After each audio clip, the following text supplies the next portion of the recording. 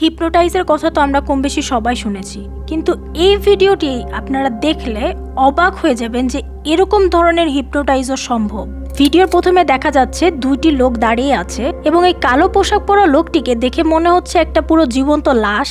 সে যেভাবে দাঁড়িয়ে আছে, নড়তেছেও না। তার হাত পা যখন উঁচু করে এই লোকটি দেখতেছে তখন ধরলে পড়ে যাইতেছে। তারপরে দেখা যাচ্ছে যে কালো পোশাক পরা লোকটিকে অনেক ধরনের কোয়েশ্চেন করতেছে সামনে থাকা লোকটা।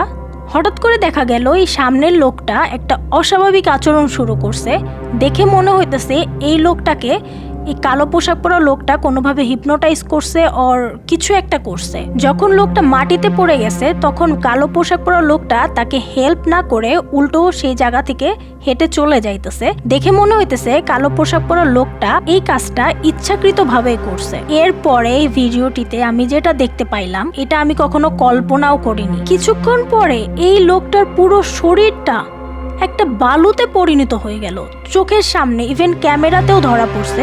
নিমিষের সামনে লোকটার পুরো বডি বালুতে গায়েব হয়ে গেল। বিশ্বাস করেন এটা একটা আনপ্লেজেন্ট সিন ছিল আমার দেখা। আপনাদের কাছে কেমন লাগছে একটু কমেন্ট সেকশনে জানাবেন।